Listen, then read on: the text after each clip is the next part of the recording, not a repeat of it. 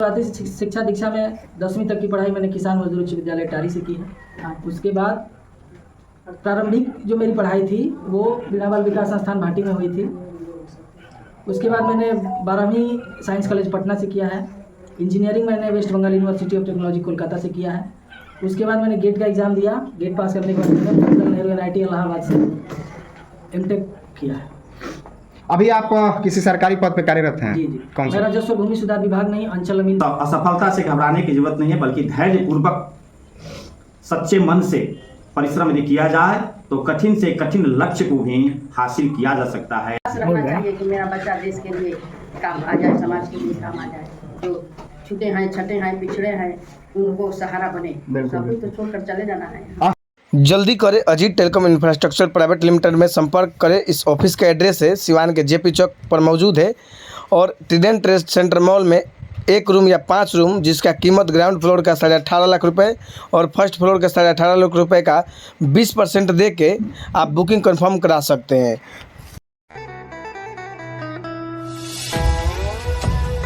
आपका चयन आज राजस्व अधिकारी के पद पे हुआ है।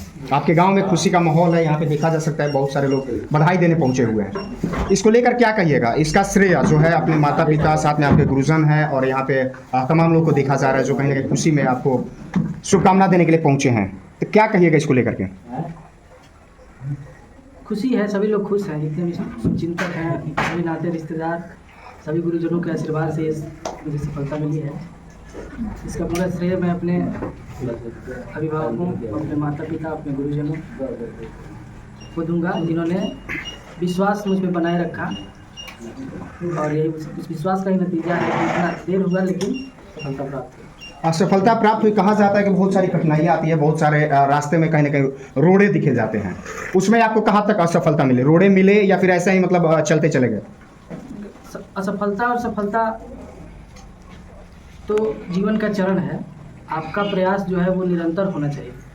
पिछले प्रयास में 66वीं BPSC में मैं असफल रहा, लेकिन उसके बाद मैंने अपना प्रयास जारी रखा। मन में विश्वास था कि हाँ, अगर प्रयास करूँगा तो सफलता अवश्य मिलेगी। विश्वास का नतीजा है। ये कितने प्रयास में आपको सफलता मिली? ये इंटरव्यू में मेरा दूसरा प्रयास है। पिछले बार में 6th में मैं इंटरव्यू तक गया था, फाइनल अंतिम रूप से चयनित नहीं हो पाया था, लेकिन ये इंटरव्यू में मेरा दूसरा प्रयास है। वैसे ये चौथा प्रयास है मेरा BPSC में। जो हमारे पास पॉजिटिव एस्पेक्ट है उनको देखना होगा। हम लोग डिजिटल इंडिया के दौर में जी रहे हैं, तो अब कोई ये नहीं बोल सकता है कि मैं ज्ञान से बहुत दूर हूँ। आपके फिंगर टिप पे दुनिया का सारा इन्फॉर्मेशन अवेलेबल है। इस 66वीं का भी रिजल्ट आप लोग देखेंगे, इसमें बहुत सारे ऐसे बच्चे हैं जिन्होंने सिर्फ मोबाइल के माध्यम से अपनी पूरी तैयारी मुकम्मल की और आज वे सफल हैं।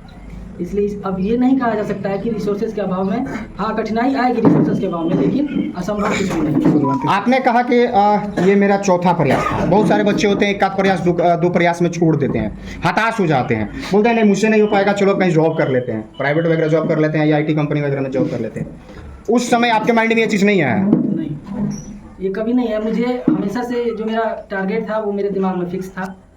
ये था कि जितना देर हो मुझे हासिल करना है। शुरुआती शिक्षा दीक्षा कहाँ से रही?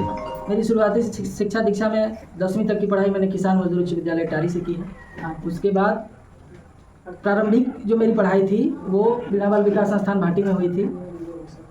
उसके बाद मैंने 12वीं साइंस कॉलेज पटना से किया है। इंजीनियरिंग मैंने West Bengal University of Technology Kolkata से किया है। उसके बाद मैंने गेट का एग्ज़ाम दिया। गेट पास करने के बाद मैंने जवाहरलाल नेहरू NIT इलाहाबाद से MTech किया है। अभी आप किसी सरकारी पद पे कार्यरत हैं? जी जी। कौन सा? मैं राजस्व भूमि सुधार विभाग नहीं, अंचल अमीन के पद पे कार्यरत हूँ। वर्तमान में मैं नवादा जिला के वारसिलीगंज अंचल में पदस्थापित है कि उसे हमेशा प्रगति की तरफ देखना चाहिए। जिस पद पे आप हैं हमेशा आपको प्रयास करना चाहिए कि उससे ऊंचे पद पे जाए। तो क्या अभी आपका राजस्व अधिकारी के पद पे चयन हुआ है, इसके बाद से आपका और प्रयास रहेगा ऊपर जाने का? बिल्कुल। UPSC हो गया, IAS वगैरह हो गया, ये सब चीज़ बिल्कुल प्रयास रहेगा। आपके एक्टर है तो उसका बेटा एक्टर होता है, क्रिकेटर है तो उसका बेटा क्रिकेटर होता है, लेकिन आपका बेटा आपसे ऊपर चला गया। क्या क्या दिल में कैसी मतलब आज समझ में आ रहा है आपको, या फिर रिजल्ट जब आया होगा तब कैसा लगा होगा? हमको बहुत आनंद की अनुभूति हो रही है कि इस मुकाम पर ये पहुँचे हैं। इनके यहाँ तक पहुँचने में हमसे जितना हो सका, जितना मुझे एक पिता को करना चाहिए, मैंने अपनी शक्ति के अनुसार इनको मदद किया हूँ। लेकिन अपनी प्रतिभा को निखारना इनका कर्तव्य था। इन्होंने उसमें निखार लाया। इनके यहाँ तक पहुँचने में सबसे बड़ी भूमिका मेरी माँ और इनकी दादी स्वर्गीय शारदा मिश्रा शिक्षिका का था कि इस परिवार में ये सबसे पहले संतान थे हम लोगों के बाद, तो उनके सानिध्य में इनको रहने का ज़्यादा मौका मिला।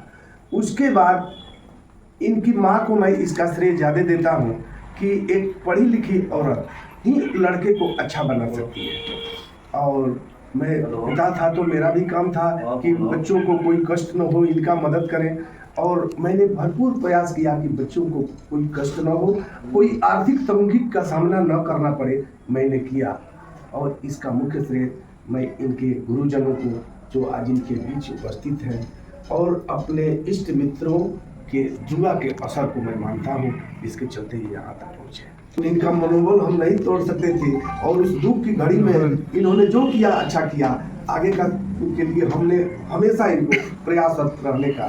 आगे आप माता जी हैं और एक माँ का दर्द प्यार जो है बयां नहीं किया जा सकता है, क्या महसूस कर रही हैं? पौधा को अपने हाथों से लगाया, सींचा, उसमें फल लगा, फल लगा, फल तैयार हो चुका है, पक गया है। फल पक गया है। हाँ और ये फल जो है पूरे समाज में वितरित हो, हाँ। और सभी को खुशी हो, सभी को मिले। इनके प्रयास से हमारा समाज सुधर जाए और जितना इनको समाज की सेवा करना हो करें। हमारी अंतिम उपलब्धि इनसे है। माता जी, आज आप ये कह रही हैं कल के समय में जब ये अधिकारी बन जाएंगे, किसी ब्लॉक में जाएंगे, तो सबसे ज़्यादा लूट जो होता है ब्लॉक पे होता है। आप कह रही हैं कि आज फल पक गया है, वितरण हो, कल के समय में यही फल चाहेगा कि और फल हम इकट्ठा कर लें।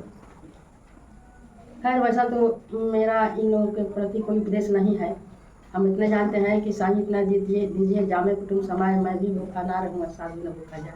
हमको भगवान किसी चीज़ का कमी नहीं दिया है और मेरे बच्चे पर इतना मुझको गर्व है कि गलती कर ही नहीं सकता है जीवन में कभी। बेटे की जो सफलता मिली है उसको लेकर के हम यही कहेंगे कि जो भी माँ है जितना में है अपने बच्चे को यही, हम ये भी सुने हैं, देखे हैं कि रिक्शे वाले का भी बच्चा जो है आईएएस बना है, मोची वाला का बना है, झाड़ू लगाने वाली का बना है।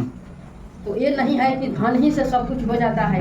माँ का प्रयास, फैमिली, बच्चा पहला लेसन अपनी माँ की गोद में सीखता है और माँ का यही प्रयास रहना चाहिए कि मेरा बच्चा देश के लिए काम आ जाए, समाज के लिए काम आ जाए।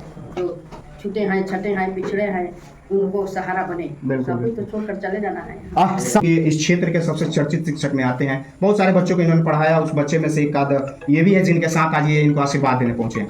सर, शुरू में जो आपने पढ़ाया, आपके स्कूल में पढ़े, आपके कोचिंग में पढ़े, उस समय क्या चीज़ लगता था कि ये एक समय कहीं ना कहीं अधिकारी बन जाएंगे? जी, शुरू से ही ये अपने जब पूरे विद्यालय का रिजल्ट निकलता था तो उसमें ये अव्वल रहते थे। सबसे पूरे विद्यालय के बच्चों में भी ये इनका प्रथम स्थान होता था। तो इनकी प्रतिभा शुरू से ही, बचपन से ही प्रतिभा में इनमें कोई कमी नहीं थी और हम लोगों को ये पूरा विश्वास था कि एक दिन ये जरूर अच्छा करेंगे। रही बात विद्यालय में प्रथम, मैंने प्रतिभा में कहीं भी कमी इनमें नहीं दिखाई। सर, जब एक बच्चा पढ़ाया हुआ बच्चा जब सफल होता है तो शिक्षक की छाती जो होती है चौड़ी हो जाती है। जब आपने सुना होगा कि आपके पढ़ाए हुए बच्चे ने आज सफलता हासिल कर लिया, उनका रिजल्ट आ गया, उस समय क्या महसूस किया? बहुत खुशी, इतना खुशी हमको हुई कि अब उसको व्यक्त करने के लिए मेरे पास शब्द ही नहीं है। इतनी खुशी हम इनसे हमेशा कहते थे कि बस मेरे फील्ड में हर क्षेत्र में मेरे विद्यार्थी हैं, बस यहीं एक फील्ड खाली रह गया है और मुझे आपसे बहुत विशेष उम्मीद है कि मेरा सपना पूरा करेंगे। जिस दिन रिजल्ट प्राप्त हुआ, मिला, हमको खबर मिला, उस दिन भैया भी फ़ोन किए और मैंने जितनी खुशी हमको हुई अब उसका हम कैसे बखान कर सकते हैं। अक्सर एक सवाल हो जाता है जो कि पूर्व, क्या कहिएगा, आज सफलता मिली है और सफलता की शुभकामना देने के लिए आप भी पहुँचे हुए इनके दरवाजे पे।